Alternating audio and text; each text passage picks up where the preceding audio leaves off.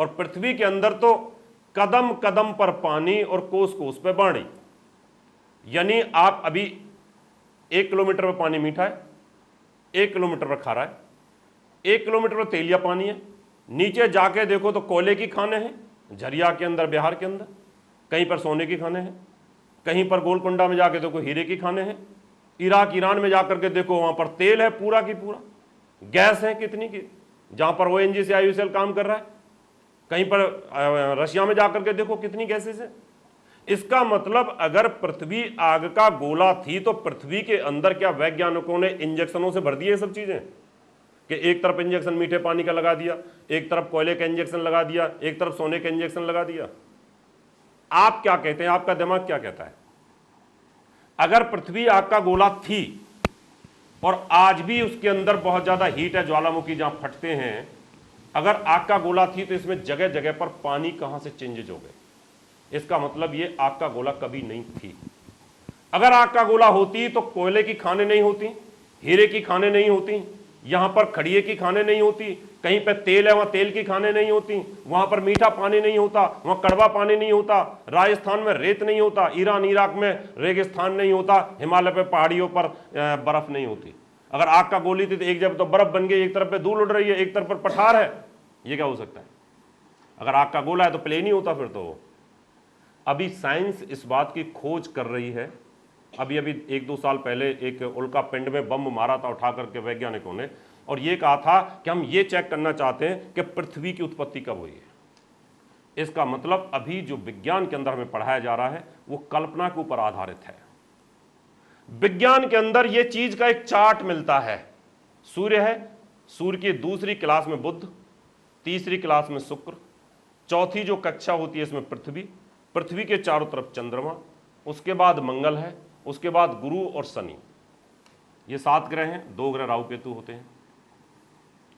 ये जो चार्ट है, ये जो आप देख रहे हैं तस्वीर, ये करोड़ों वर्ष पहले से हमारे वेदों के अंदर है। करोड़ों वर्ष पहले वेदों के अंदर ये तस्वीर है। हजारों वर्ष पहले द्वापर के अंदर भी, त्रेता के अंदर, सतयुग के अंदर भी सूर्य ग्रहण और चंद्र ग्रहण का विवेचन मिलता है। उसके अंदर भी ये तस्वीर है। हमारे ऋषियों ने योग के माध्यम से यह बता दिया था कि सूर्य के चारों तरफ बुध कितने दिन में घूम लेता है, पृथ्वी 365 दिन में घूम लेती है, इतने दिन में चंद्रमा घूम लेता है, ये सब बताया था। लेकिन आज से 500 वर्ष पहले हवाई जहाज नहीं था, 250-300 वर्ष पहले हवाई जहाज नहीं था। जब हवाई जहाज नहीं था तो आज से 500 वर्ष पहले अमेरिका के वैज्ञानिकों को यह पता नहीं था पृथ्वी गोल है। उनको यह भी नहीं पता था कि पृथ्वी हवा में लटकी हुई है।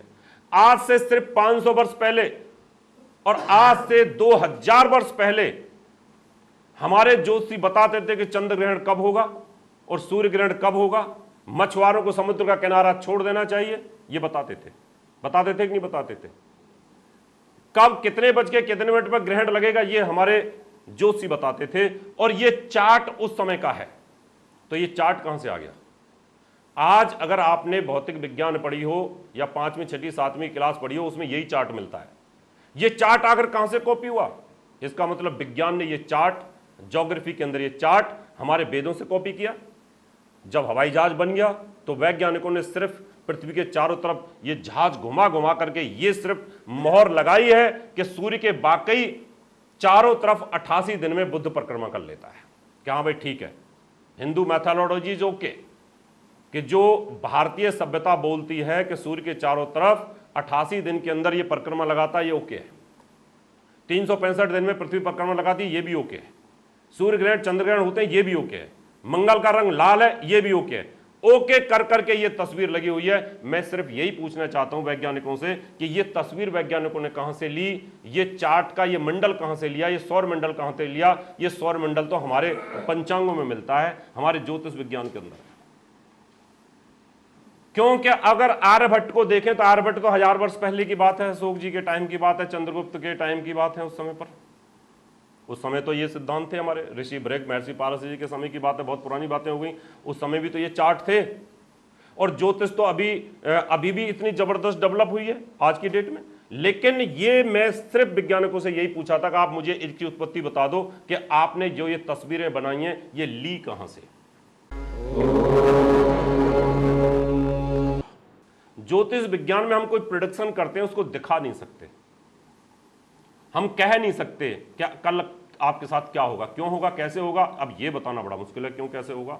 लेकिन इसको भी हमने खोजा है, इसको मैंने स्वयं खोजा है, अब हम दिखा भी सकते हैं कि आपके साथ कल ऐसा होगा तो क्यों होगा, आपका कल परसों डिप्रेशन रहेगा तो क्यों रहेगा, आपको ये दिखा सकते हैं। जैसे भौतिक विज्ञान गुरुत्वाकर्षण बल को दिखा नहीं सकता, ग्रेविटी फोर्स को दिखा नहीं सकता, सिर्फ एहसास करता है कि ग्रेविटी फोर्स कैसे फंक्शन करता है। एयर प्रेशर को वो दिखा नहीं सकता लेकिन एहसास होता है। ये मोबाइल जो जुड़ा हुआ किसी टावर के साथ वो उसको दिखा नहीं सकता, सिर्फ एहसास होता है। लाइव टेलीकास्ट मैच होता है वो दिखा सकता है टीवी के ऊपर, लेकिन ये नहीं दिखा सकता इसकी रेंज कहां से आ रही है। अब इंस्ट्रूमेंट बन रहे हैं, ऐसे ज्योतिष के अंदर भी बहुत सारी चीजें ऐसी हैं जो विजिबल तो नहीं है लेकिन एहसास की जाती हैं। ऐसे भौतिक विज्ञान में बहुत सारी चीजें विज्ञान के अंदर ऐसी हैं कि जो आपको दिखाई नहीं जा सकती, लेकिन उनका कैलकुलेशन एहसास के ऊपर आधारित होता है। इसलिए ज्योतिष विज्ञान और भौतिक विज्ञान दोनों बराबर है। आज मैं आपको एक ऐसे ज्ञान की जानकारी दूंगा।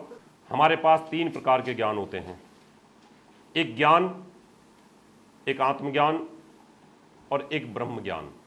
ज्ञान वो है जो आपने पहले पढ़ा, पढ़ करके आप प्रोफेसर हो गई, आपने स्टूडेंटों को पढ़ाना शुरू कर दिया, आप बहुत अच्छा पढ़ाती हैं, तो क्या बोलेंगे कि जो मैडम है ना प्रोफेसर बहुत अच्छी ज्ञानी है, एक्सपर्ट, सी इज एक्सपर्ट, बहुत अच्छा पढ़ाती हैं, बड़ी ज्ञानी है। ज्ञानी तो वो जितनी हैं लेकिन कलाकार हैं, क्या है कि उनके पास एक कला बहुत अच्छी है, बहुत अच्छा पढ़ा सकती हैं।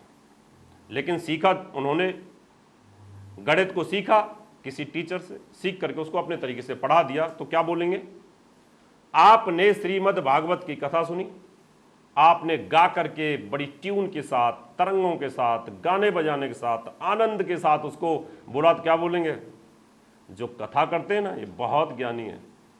कहानियां उतनी ही लिमिट की, श्रीमद् भागवत में उतनी ही कहानियां हैं, कहने का स्टाइल सबका अलग अलग है। आपने गीता को पढ़ा, बड़े सुंदर ढंग से आपने उसका व्याख्यान किया, तो क्या बोलेंगे, गीता का बड़ा ज्ञानी है। रामचरितमानस तो वही है, उसी रामचरितमानस को एक छोटा पंडित बोलता है तो बोलेंगे कम ज्ञान है, चौपाइयां पूरी पढ़ी हैं उसने भी। उसी को एक मीडियम आदमी पढ़ता है उससे अच्छा, तो बोलेंगे नहीं नहीं ये उस पंडित से ज्यादा ज्ञानी है तो एक ही रामायण। इसको हम बोलते हैं ज्ञान, यानी आदमी ज्ञान को पढ़ा। इससे आगे होता है आत्मज्ञान। आत्मज्ञान यह है कि जिस साहित्य को हम पढ़ रहे हैं ये जिसने लिखा है वो आत्मज्ञानी थे।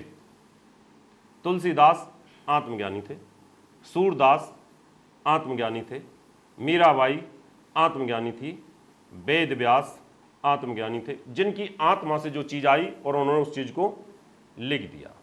इसका मतलब ज्ञान से ऊपर का लेवल कौन सा हो गया, आत्मज्ञान। इसका मतलब जो राइटर होते हैं इस दुनिया में वो आत्मज्ञानी होते हैं।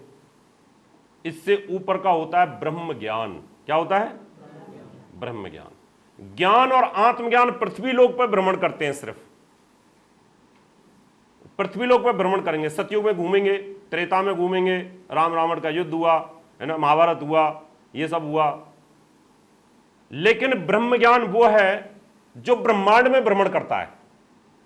किस में भ्रमण करता है, अभी आप चंद्रमा पर हैं, उसके बाद मंगल में चले गए, उसके बाद सूर्यलोक पर चले गए, फिर आप शिवलोक पर चले गए, बैकुंठ में चले गए, आप उठा करके आप बृहस्पति देव पे चले गए, आप जहाँ स्वर्ग में चले गए, नरक में चले गए, शनिदेव पे चले गए आप।